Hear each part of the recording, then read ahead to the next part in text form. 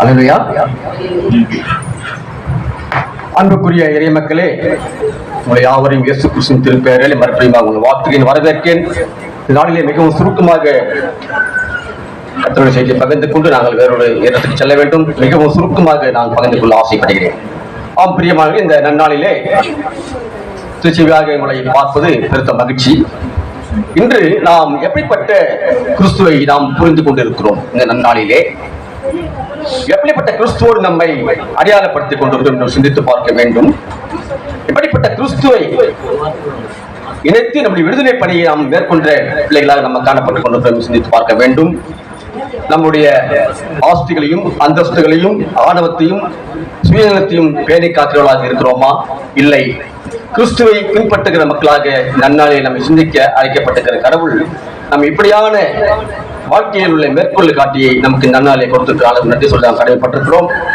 பிரியமானவர்களே, இந்த இயேசு கிறிஸ்துவானவர் சிலுவையில் கூட ஒரு புதிய மானுட உறவை புதுப்பிக்கிற, ஒரு மனம் திரும்புகிற ஒரு கல்வனுடைய மனமாட்டத்தை அங்கே புதுப்பிக்கிற ஆண்டவராய் காணப்படுகிறார்.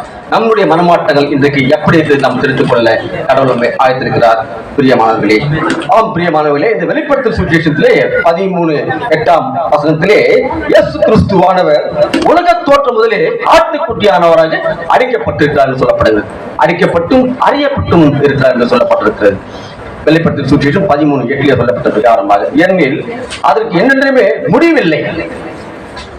நல்லவருக்கு ஒரு நாளும் சிலுவை முடிந்த பாடு இல்லை. அது எப்போதுமே தொடர்கதியாக இருந்து கொண்டிருக்கிற ஒரு சிலுவை. அதே போல நாம் இறைவனுக்கு கொடுக்கும் இந்த சீலத்துக்கும் விலை இன்றைக்கு எப்படிப்பட்டதாக இருக்கிறது நாம் சிந்தித்து பார்க்க அழைக்கப்பட்டிருக்கிறோம் நன்னாளிலே. பிரியமானவர்களே, இரண்டாவது வார்த்தையாக இந்த நாளிலே கொடுக்கப்பட்ட அந்த வேத பகுதி, அந்த இரண்டு கல்வனுக்கும் இடையேப்பட்ட உரையாடலை பற்றி நாம் சற்று சிறிது நேரம் சிந்தித்து நாம் கலந்து செல்வோம். பிரியமானவர்களே, லூக்கா எழுதின அந்த சுவிசேஷத்திலே 23 43 இன்று நீர் என்னோடு பேரின்ப வீட்டில் இருப்பீர் என்று உறுதியாக கூறுகிறேன் அப்படின்னு சொல்லப்படுது. அந்த பேரின்ப வீடு என்பது ஒரு அழகிய தோட்டம், ஒரு ஆண்டவருடைய தோட்டம். அது அந்த பரதீசு என்பது ஒரு பெர்சிய மொழியிலே கொடுக்கப்பட்ட வார்த்தையாக கொடுக்கப்பட்டிருக்கிறது. பிரியமானவர்களே, கடவுளோடு ஐக்கியம் கொள்ளுகிற ஒரு உறவு, கடவுளோடு வாழ்தல் கொள்ளுகிற உறவு, இந்த வார்த்தை ஒரு அருட்படை நிறைந்த வார்த்தையாக கொடுக்கப்பட்டது. அருட்படை இருந்த வார்த்தை இந்த வார்த்தை. பிரியமானவர்களே, ஒரு இன்பமான ஒரு நீதியர்கள் வாழ்கின்ற அந்த பகுதியாக அந்த பரதீசு என்பதை கொடுக்கப்பட்டிருக்கிறது. என்னுடைய இறை மக்களே, பாருங்கள், நீ என்னோடு சேர்ந்து இந்த பரதீசில், அதாவது சமயம் சார்ந்த நிறைவான ஒரு இடத்தில் இருப்பாய்.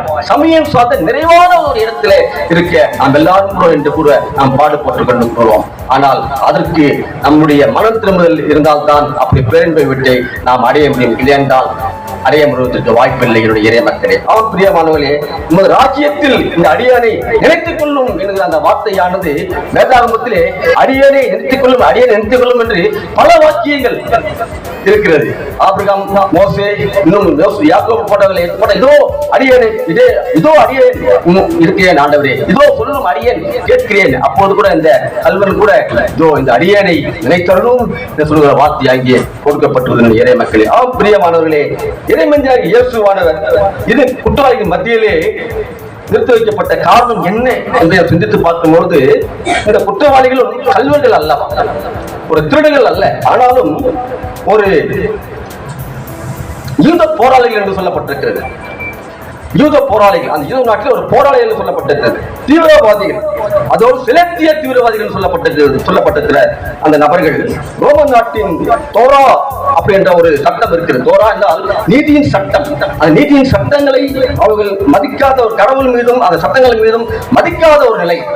அவர்கள் சொல்லுவதுதான் சரி, அவர் சொல்லுவதுதான் அந்த கட்டளை நல்லது என்று அவர் தெரிவிக்கின்ற அந்த போராளிகள் அந்த யூத மக்கள், யூத நாட்டிலே. பிரியமானவர்களே, அந்த யூத போராளிகள் அங்கு இருந்த அரசியல் மாற்றத்தை எப்படியாவது கொண்டு வர வேண்டும். அந்த ரோம சாம்ராஜ்யத்தை அவருடைய கட்டளையை நாம் கைக்கொள்ளக் கூடாது, அந்த கட்டளையை நாம் மீறி அந்த ஒரு சமய அந்த கோட்பாடுகளை மீறுகின்ற ஒரு செயலாக சொல்லப்படுகிறது அந்த வார்த்தை. பிரியமானவர்களே, இயேசு கிறிஸ்துவின் கைது முழு அதிகாரம் சார்ந்த அமைப்பு. இயேசு கிறிஸ்துவின் கைது முழு அதிகாரம் சார்ந்த ஒரு அமைப்பு, வாழ்விற்கான ஒரு அமைப்பு, சமயம் மற்றும் அரசியல் மதிப்பீடுகள் நிறைந்த அந்த இயேசுனுடைய அந்த வார்த்தைகள் அங்கே அளவிட முடியாது என்பதை சொல்லப்பட்டிருக்கிறது. அதனால்தான் அந்த ரோம சாம்ராஜ்யம் அவரை கைது செய்ய ஏற்படுகிறது. அந்த யூத போராளிகளுக்கும் இயேசு கிறிஸ்துக்கும் அங்கே ஒரு வேறுபாடுகளை இங்கு பார்க்க முடியுது. அவர்கள் போராளிகள், இவர் வாழ்வு கொடுக்கிற ஆண்டவராய் காணப்படுகிறார் அந்த சிலுவையிலே. பிரியமானவர்களே, இரண்டு கல்லூரிகளுக்கும் இடையே ஏற்பட்ட உரையாடல் ஒரு சிறு நேரம் சொல்லி நான் கடமைப்பட்டிருக்கிறேன். ஒருவர் அந்த கல்வன் வெறுக்கிற காரணமாய் இருக்கிறார் இயேசு கிறிஸ்துவை, ஒருவர் நேசிக்கிறவராய் காணப்படுகிறார். பாருங்கள், முதலாம் குற்றவாளியினுடைய மேசியாவின் புரிதல் வேறுமாய் இருக்கிறது, இரண்டாம் குற்றவாளியினுடைய புரிதல் வேறுபாடு காரணமாக இருக்கிறது. பிரியமானவர்களே, பாருங்கள், இதிலே முதலாம் குற்றவாளி என்ன சொல்லுகிறார் என்றால், பிறர் சாகும் போது கூட மற்றவர்களை ஈனப்படுத்துவது, கிண்டல் செய்வது, தரம் தாழ்த்தி மதிப்பிடுவது ஆகிய குணநலங்களை கொண்டவராக இருக்கிற அந்த கல்வன் இந்த இயேசு கிறிஸ்து தம்மோடு இருந்த எல்லாரையும் தன்னுடைய குழுவிலே இணைத்துக் கொண்டவர் தானே என்று அங்கே ஏளனம் பேசுகிற தலைவனாக மாறி போகிறான். ஒரு மரபை சார்ந்த ஒரு புரட்சி, அவரிடத்துல ஒரு கொலைவெறி, களவெறி, யுத்தங்கள் என்றது எதுவுமே இல்லை. ஒரு சாந்தமான ஒரு மனிதனாக காணப்படுகிறான் அப்படின்ற அந்த அவரை இகழ்ச்சியாக பேசுகின்ற ஒரு சூழ்நிலை முதலாம் குற்றவாளி. அப்பொழுதுதான், நீ கிறிஸ்துவானால் சிலுவையில் இருந்து இறங்கி வா. அங்கே பிசாசானவன் முதலே சொல்லப்படுகிறது, நீ கிறிஸ்துவானால் கீழே இறங்கி வா. இந்த கல்லுகள் அப்பமாக அப்படிலாம் வார்த்தைகளை கேட்கிறோம். அதே போல அந்த சிலுவையில் கூட அந்த கல்வன் பரியாசமாக பேசுகின்ற ஒரு சூழ்நிலை ஏற்படுகிறது. பாருங்கள், அதில் மத்திய 27, 38, 44 பிரகாரமாக, லூக்கா 23, 35, 37 சொல்லப்பட்ட பிரகாரமாக அந்த கல்வன் இயேசு கிறிஸ்துவை இகழ்ச்சியாக பார்க்கிற ஒரு சூழ்நிலை. அப்போது கூட அவனுக்கு மனம் திரும்ப வேண்டும் என்ற அந்த சூழ்நிலை அவனுக்கு வரவில்லை. என்னுடைய இறை மக்களே, பாருங்கள், அப்பொழுது கூட இயேசு கிறிஸ்துவானவர் அப்படி நம்ம இகழ்ச்சியாக பேசுகிறாரே சொல்லுகிற அவரை கண்டிக்கவும் இல்லை. இயேசு கிறிஸ்து அவனை கண்டிக்கவும் இல்லை, அவனை வெறுக்கவும் இல்லை. மாறாக அவனையும் மன்னித்து விட்டார் என்றுதான் சொல்லப்படுகிறது. ஆனால் அவன் நித்திய வாழ்வுக்கு அவன் இணைக்கப்படவில்லை. பிரியமானவர்களே, இரண்டாம் நபர் ஒரு மனிதனை கொண்டவராக காணப்படுகிறார் சிலுவையிலே.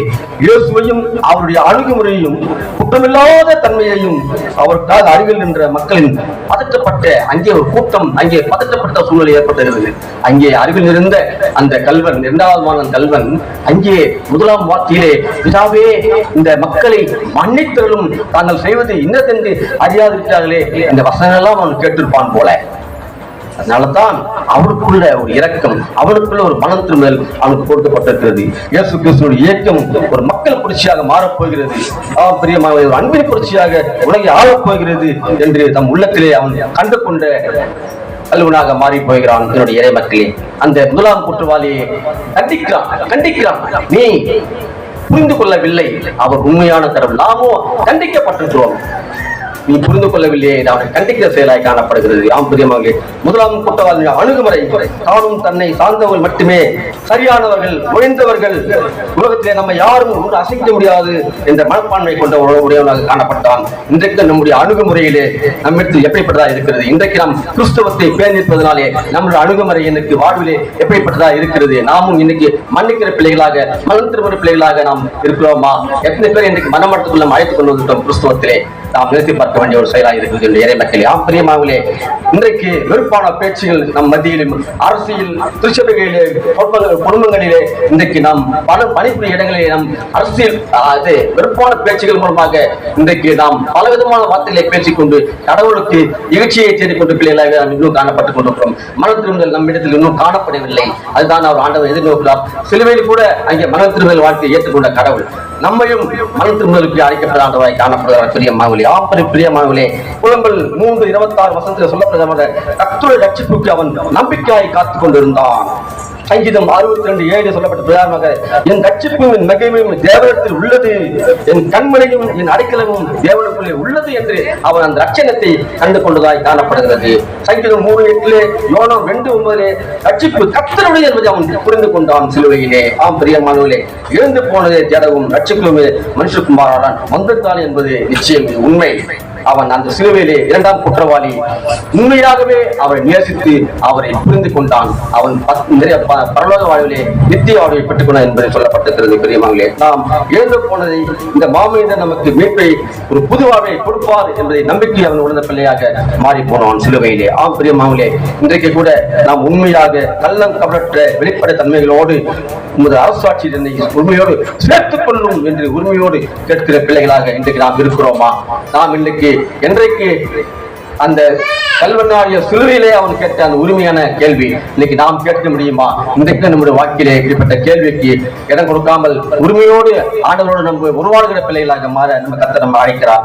பிரியமானவர்களே, அவன் நினைத்த மாத்திரத்திலே, நேரம் காலம் குறிப்பிடாமல் நினைத்த மாத்திரத்திலேயே, அதற்கு 24 மணி நேரம் குறிக்கப்படவில்லை. அவன் எப்போது அந்த மனதுல நினைத்தானோ அப்போதே அவன் ரட்சிக்கப்பட்டு விட்டான். அல்லேலூயா. நினைச்சான், அவன் மனம் திரும்ப வேண்டும் என்று நினைச்சான். உடனே ஆண்டவர் பார் அவனுக்கு பரலோக வாழ்வியை அவனுக்கு காட்டி கொடுத்து விட்டார். இன்றைக்கும் நம்ம அந்த பரலோக வாழ்வை எதிர்பார்க்கிற பிள்ளைகளாக நாம் இருக்கிறோமா? என்னுடைய இறை மக்களை நாம் சிந்தித்து பார்க்க வேண்டிய ஒரு செயலாக இருக்கிறது. பிரியமானவர்களே, நித்திய வாழ்விற்கான சுதந்திரத்தை பெற்றுக் கொண்டான் என்றார். இரண்டாம் குற்றவாளியை நாம் சற்று உற்று நோக்கி பார்ப்போம் என்றால், இந்த இரண்டாம் குற்றவாளி அவனுடைய சுதந்திரத்தை எப்படி கொடுத்தார் என்றால், அவன் திருமுழுக்கு பெறவில்லை, திறப்படுத்தல் எடுக்கவில்லை, வசனம் கேட்கவில்லை, நல்லதொரு செயல்கள் செய்யவில்லை, நல்ல செயல்கள் செய்யவில்லை. ஆனாலும் அவன் ஒரு வார்த்தை நிமித்தமாக, ஒரு மாட்சியின் வார்த்தை நிமித்தமாக அவன் மனம் திரும்புவதற்காக உள்ளாக்கப்பட்டான் என்பதை சொல்லி அந்த சிலுவையிலே அவன் மனம் திரும்ப வாழ்க்கையாக மாற்றிக் கொள்கிறான் தன்னுடைய வாழ்க்கையை. பிரியமானவர்களே, நாமும் இப்படியாக பல வார்த்தையை நாம் கேட்டிருப்போம், பல மாற்றி நிறைந்த வார்த்தையை நாம் கேட்டிருப்போம். அந்த கல்வனை போல மனம் திரும்புதல் நம் இடத்தில் உள்ளத்தில் இருந்தால்தான் நம்முடைய வாழ்வில் செழிப்பாகும் சந்தேகம் இல்லை. கர்த்தர் தாமே இந்த வசனம் வாசித்தவர்களாக. ஆமென்.